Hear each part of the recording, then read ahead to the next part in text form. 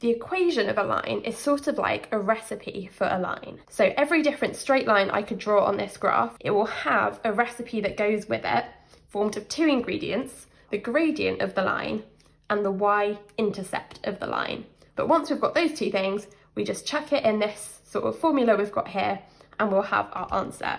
First off, let's find the gradient. Our strategy is we find a nice point on the line. So say, let's pick this point. So by nice point, I mean a point that is on the corner of the grid. Then we draw an arrow going one square across to the right, and we count how many squares do I need to go up or down to get back to the line. So here we're going up 1, 2 squares. So our gradient is 2. So we represent the gradient with the letter M. One way to think about it possibly is you could imagine that M stands for mountain, and in the previous gradient video we talked about this line and imagining it as sort of a mountain that our friend Bob was climbing up or down. So anyway, the gradient M equals 2. Now let's look at the y-intercept.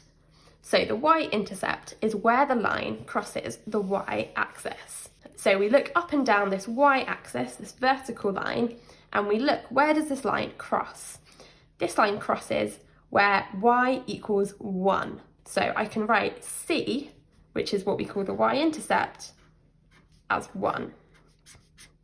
So that's this point here. Once again, we have a confusing letter. So the y-intercept is often written with the letter C. One way you could maybe remember it is you could think of C as being like a cut or a cross of the line on this axis. So where the line cuts the axis is what we want. So we have our two letters that we need. These are our two ingredients for our line recipe. And now we just put it into this sort of formula that I've got written here. So the equation of this line, so I'm going to copy this. We have y equals m, which is our 2, x plus c, which is 1. So the equation of this line is y equals 2x plus 1. This is the only line that has this equation. So if I look at this line and you gave me this equation, I could look at that and say, well, the number in front of the x is 2. So it's a line that has gradient 2 and it crosses the y-intercept at 1. And from that information alone, I know exactly what your line looks like. Another thing that's important to know about line equations is that every point on this line sort of makes sense with this equation. Let me try and explain what I mean by that. If we pick a point on this line, let's say we pick this point here. This point has the coordinates 1, 3. So that is the point with x coordinates 1 and y coordinate 3 is on this line. In this line equation, if we look at the right-hand side, if I put in this x coordinate 1, 2 times by our x coordinate 1 plus 1, so that's this right-hand side, 2 times 1 is 2, plus 1 is 3. Or written another way, maybe I should put the equals 3 on the other side, 3 equals 2 times 1 plus 1. So this 3 is equal to this y value here. This point makes sense in this equation. 2 times 1 plus 1 equals 3, and x equals 1 and y equals 3 are points on this line. Don't worry if that didn't make too much sense right now. You don't need to understand that in order to find the equations, but it's a useful way to think about line equations and what they mean. I have another line here. So we want to find the equation, so we need our two ingredients, the gradient and the y-intercept. First off, the gradient, I pick a nice point on the line, so a point on one of the grid corners, and then we go one across to the right, and we count how many squares up or down do I need to go to hit the line. And it looks like I'm going down this time. So I go 1, 2, 3, and I've gone down, so I'm minus 3. I'm minusing 3 squares. So it's really important to remember that down means negative gradients. If you've watched my previous video on gradients, you might remember we have Bob sliding down into the depths of negativity here. So when the line is angled like this, Bob will be sliding down into the negative world. So the gradient is negative. Now let's look at the y-intercept. So that's where the line cuts across the y-axis. Where does the line cut across the y-axis? If we look up the y-axis, it's here, where y is 4. So our c is 4. We have our ingredients, let's put them in our formula.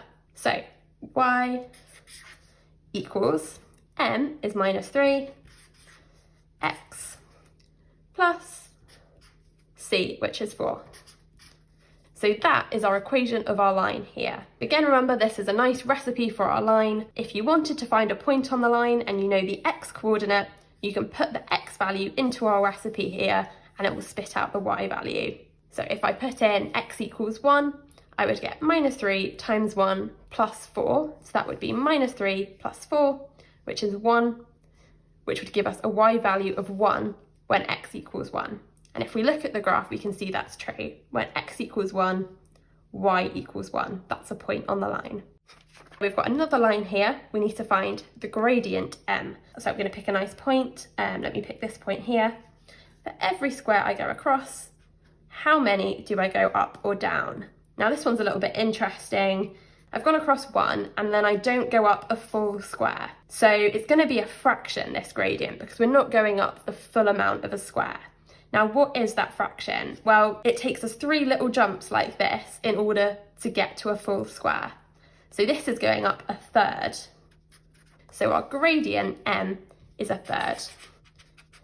So now we need our y-intercept. Where does the line cut the axis? It cuts it here. And that is minus 2. So c equals minus 2.